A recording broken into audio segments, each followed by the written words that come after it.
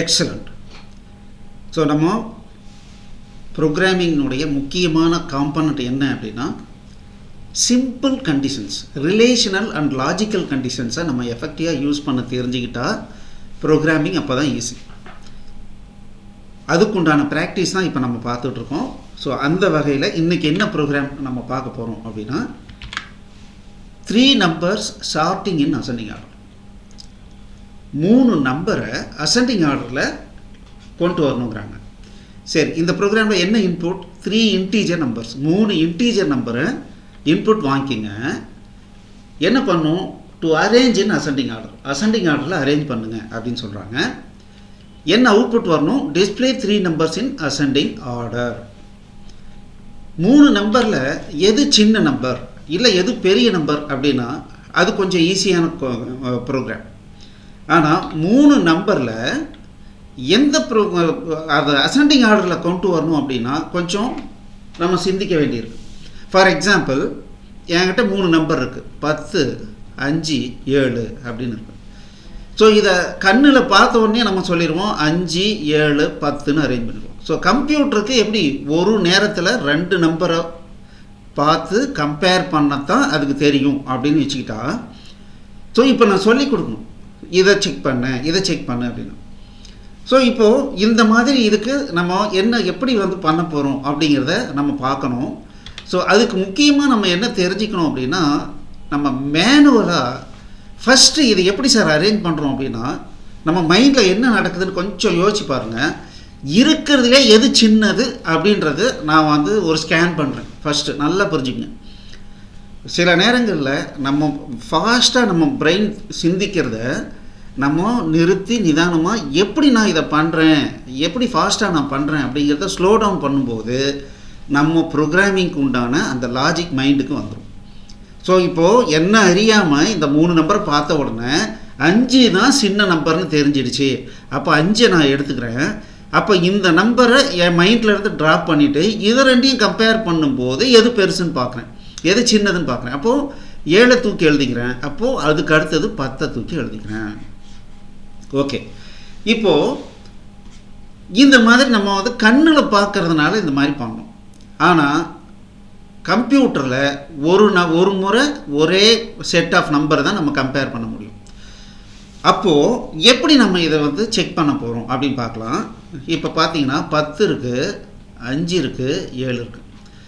First நான் என்ன identify பண்ணணும்னா இருக்கிறதுலையே எது சின்னது அப்படின்னு ஐடென்டிஃபை பண்ணணும்.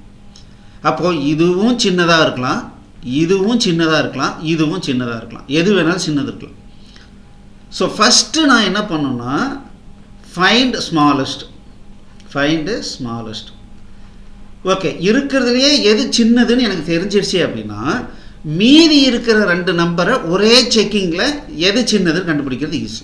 ஓகே, ஒன்ஸ் கண்டுபிடிச்சிட்டோம் அப்படின்னா நம்ம என்ன பண்ணலாம்? அசெண்டிங் ஆர்டரில் போட்டுடலாம். ஓகே, சரி, ஃபஸ்ட்டு நான் என்ன பண்ணுறேன் அப்படின்னா இந்த நம்பரை இது 2 விடவும் சின்னதா அப்படின்னு செக் பண்ணுறேன். ஃபஸ்ட்டு நான் என்ன பண்ணுறேன்?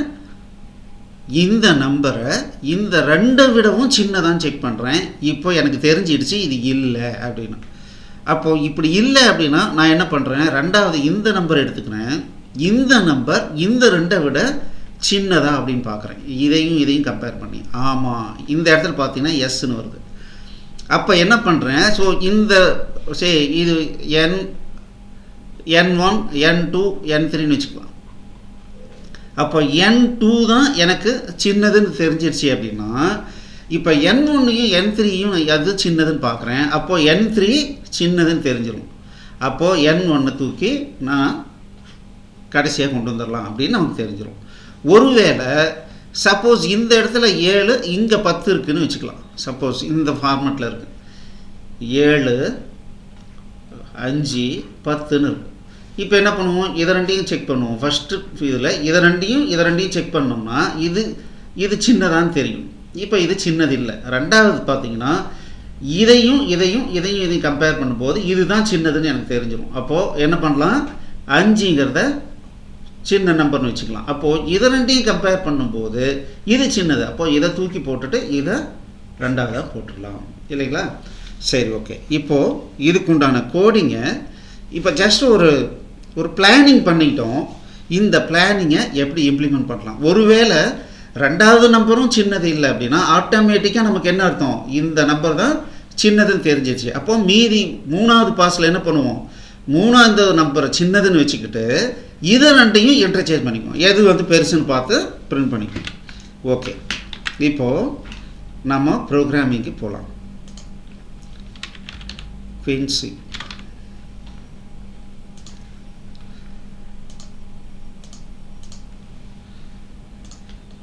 ஸோ end main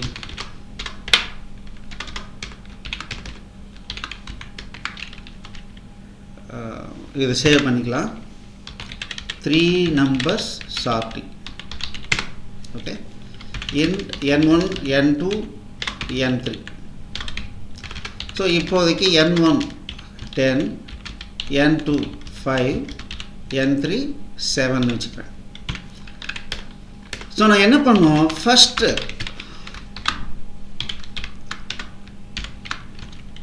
ஃபேஸில் என்ன பண்ணோம்? Check for n1 as smallest.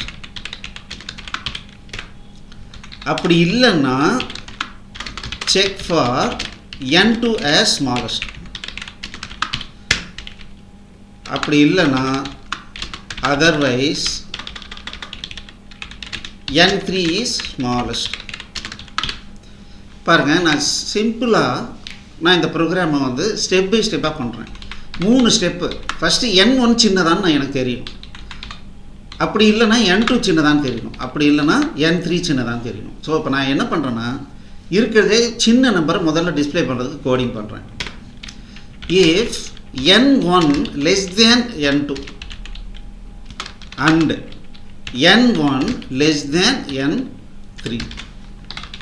பாருங்கள், n1ங்கிறது n2 விடவும் சின்னதாக இருக்கா, n3 விடவும் சின்னதாக இருக்கா அப்படின்னு பார்க்குறேன். ஓகே அப்படின்னா printf %d n1. அப்படி இல்லை அப்படின்னா else if and இங்கே என்ன பண்ணுறேன்? n2 is less than n1. அதே சமயத்தில் n2 less than n3 ஆன்னு செக் பண்ணுறேன். ஓகே, இப்படி இருந்ததுன்னா n2 தான் சின்னதுன்னு தெரிஞ்சிடும். அப்போ printf %d n2. அப்படி இல்லை அப்படின்னா else கண்டிப்பாக எது சின்னது? printf %d n3. ஸோ இப்போது நமக்கு என்ன அவுட்புட் வரணும்? ஃபஸ்ட்டு 5ங்கிற அவுட்புட்டு வரணும் இல்லைங்களா? வருதா அப்படின்றத செக் பண்ணுவோம். ஃபஸ்ட்டு ஸ்டெப் 5ங்கிற நம்பர் வந்துருச்சு. ஸோ இதை நான் என்ன ஆர்டரில் போட்டாலும் இங்கே 1ன்னு போடுறேன். இப்போ நான் எனக்கு இந்த 3ல் எது சின்ன நம்பர்? 1ன்ற நம்பர் வருதான்னு செக் பண்ணலாம். 1ன்ற நம்பர் வந்துருச்சு. ஓகே, அப்போது இந்த 3 கேஸில் எந்த வழியாக போனால் சின்ன நம்பர் எதுன்றதை கண்டுபிடிச்சிடலாம். ஓகே, இப்போ நான் என்ன பண்ணுறேன்? இப்போ நல்லா தெரிஞ்சிருச்சு n1 தான் சின்னதுன்னு. அப்போ n2 n3ல் எது சின்னது அப்படின்னு எனக்கு தெரியணும். இப்போ n2 தான் சின்னதா அப்படின்னு செக் பண்ணுறேன். If n2 is less than n3 ஆக இருந்தால் அப்போது எனக்கு என்ன பிரிண்ட் பண்ணணும்? இதை எடுத்துக்கிறேன்.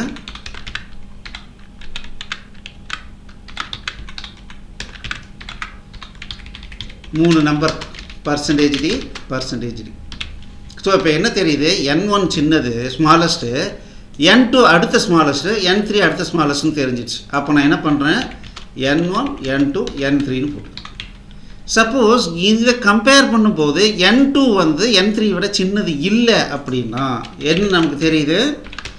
n3 தான் ரெண்டாவது ஸ்மாலஸ்ட்னு தெரியுது. அப்போ நான் என்ன பண்ணுறேன்? இதை இங்கே போட்டுக்கிறேன். n1 n3 ரெண்டாவது ஸ்மாலஸ்ட்டு, n2 பெரிய நம்பர் அப்படின்னு போட்டுக்கிறேன். இப்போது இந்த கண்டிஷனுக்கு மேட்ச் ஆகிற மாதிரியான ஒரு இன்புட் நம்ம கொடுத்து டெஸ்ட் பண்ணலாம். அதாவது ஏற்கனவே அசெண்டிங் ஆர்டரில் இருக்குது அந்த மாதிரி நம்பர். இப்போ நான் என்ன பண்ணுறேன்? 1 5 11 3 நம்பர் கொடுக்குறேன். இப்போது 1 5 11ன்னு அவுட்புட் வரணும். 1 5 11. இப்போ இந்த கேஸ் எப்போ வரும்? இந்த 11ங்கிறது இங்கே இருக்குது. n3 தான் ரெண்டாவது ஸ்மாலஸ்ட்டு. அப்போது இந்த 5 இங்கே மாற்றுறேன், 5 4ன்னு மாற்றுறேன். இப்போ ரன் பண்ணுறேன், எனக்கு பாருங்கள் 1 4 11ன்னு வந்துருச்சு. ஸோ இப்போ என்ன, ஃபஸ்ட்டு நம்பர் சின்னதாக இருந்தால் அதை பேஸ் பண்ணி இந்த நம்பரை ரீஅரேஞ்ச் பண்ணி வர்றதுக்கு உண்டான கோடிங் பண்ணியாச்சு. அப்போது இப்போ என்ன ஆகுது, இது இல்லை, ரெண்டாவது நம்பர் தான் ஸ்மாலஸ்ட்னு வச்சுக்கோங்க. ரெண்டாவது நம்பர் ஸ்மாலஸ்ட்னா நமக்கு என்ன அவுட்புட் வருது, இப்போது 1ன்னு மட்டும்தான் வருது. ஏன்னா இந்த இடத்துக்கு வரும், அப்போ இந்த 1 மட்டும்தான் வரும். அப்போது எனக்கு முழுசாக அவுட்புட் வரணும்னா இதை காப்பி எடுத்து இங்கே போட்டுக்கிறேன். இப்போ n2 தான் சின்னதுன்னு தெரிஞ்சிடுச்சு. அப்போ நான் n1 சின்னதா n3 சின்னதான்னு செக் பண்ணுறேன். அப்போது n2 இஸ் த ஸ்மாலஸ்ட்டு. இது ஓகே, n1 n3 விட சின்னதாக இருந்தால் அப்போது n1ங்கிறது ரெண்டாவது ஸ்மாலஸ்ட்டு, n3 இருக்கிறதுலே பெரிய நம்பர். அப்படி இல்லைன்னா n2 இங்கே வந்துடுது, n3 n1 இங்கே வந்துடுது. இப்போ பார்ப்போம் அவுட்புட் கரெக்டாக வருதான்னு பார்க்கலாம். 1 4 11. ஸோ இப்போ இந்த செட்டுக்கும் ரெண்டாவது நம்பர் சின்னதாக இருந்ததுன்னா கரெக்டாக வர்றதுக்கும் நம்ம ப்ரோக்ராம் பண்ணிட்டோம். இப்போது நான் இதை மூணாவது நம்பர், இதை 4 3ன்னு மாற்றுறேன், 4 2ன்னு மாற்றுறேன். இருக்கிறதே ஸ்மாலஸ்ட் எதுங்க, இதுதான் ஸ்மாலஸ்ட்டு. இந்த கண்டிஷனுக்கு எனக்கு அவுட்புட் என்ன வருது, ஏன்னா இது ஃபைனல் இங்கே வரும். அப்போ என்ன ஆகும், ஒரே ஒரு அவுட்புட் தான் வருது, இருக்கிறதுலே சின்ன நம்பர் 2 மட்டும் வருது. அப்போது அதையும் முடிக்கிறதுக்கு நம்ம என்ன பண்ணுறோம், இதை காப்பி எடுத்துக்கிறோம். இப்போ நமக்கு என்ன தெரியுதுன்னா n3 ஸ்மாலஸ்ட்னு தெரியுது.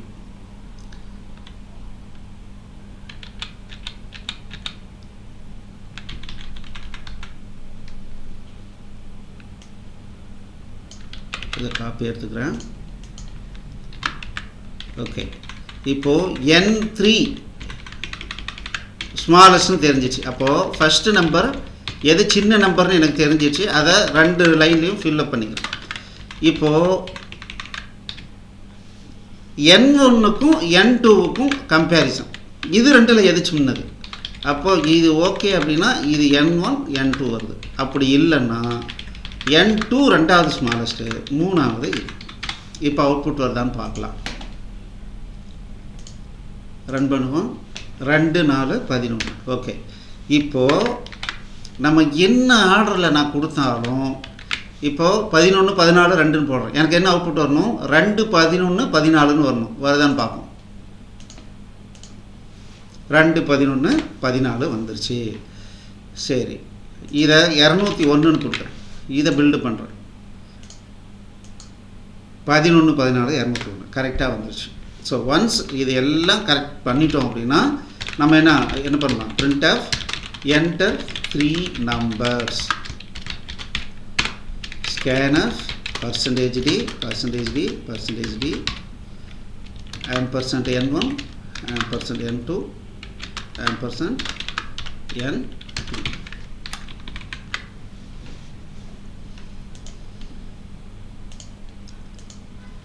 So enter 3 numbers 5 15 3. ஸோ 3 5 15 வந்துருச்சு. ஸோ இந்த ப்ரோக்ராமை ஒரு முறை புரிஞ்சிக்கிட்டு நீங்களே போட்டு பாருங்கள். ஓகே, ஸோ இன்றைக்கி நீங்களே போட்டு பார்க்க வேண்டிய எக்ஸசைஸ் என்ன அப்படின்னா, write a program that takes a number, அதாவது 1லேருந்து 7க்குள்ளார ஒரு நம்பர் வாங்குகிறோம் as input and prints the corresponding day of week. அதாவது ஃபார் எக்ஸாம்பிள் 1ங்கிறது சண்டேன்னு வச்சுக்கலாம் ஒரு பேஜுக்கு.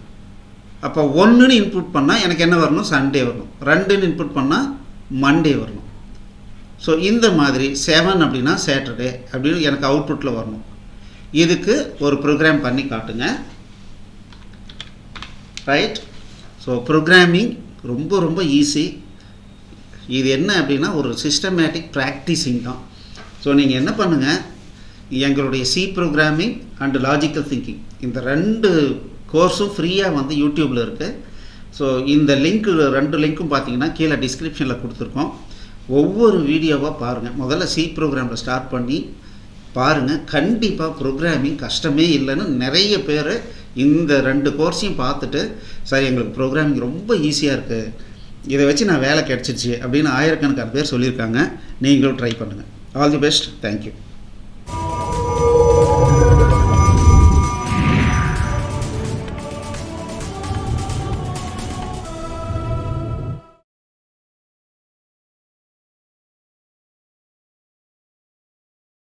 இந்த வீடியோ உங்களுக்கு பிடிச்சிருந்ததுன்னா எங்களுடைய யூடியூப் சேனலுக்கு முதல்ல சப்ஸ்கிரைப் பண்ணிக்கோங்க. இந்த வீடியோவை லைக் பண்ணுங்கள், ஷேர் பண்ணுங்கள். மேலும் இந்த யூடியூப் சேனலில் பார்த்தீங்க அப்படின்னா நிறைய கோர்சஸ் போட்டிருக்கோம். நீங்கள் என்ன பண்ணலாம் அப்படின்னா எங்களுடைய வெப்சைட் அட்ரஸ்க்கு வந்தீங்க அப்படின்னா அதில் ஃப்ரீ கோர்சஸ் அப்படின்னு சொல்லிட்டு எல்லா யூடியூப் கோர்சஸையும் லிஸ்ட் பண்ணியிருக்கோம். உங்களுக்கு பிடிச்ச கோர்ஸை நீங்கள் ஸ்டார்ட் பண்ணி ப்ளே பண்ணலாம். நன்றி.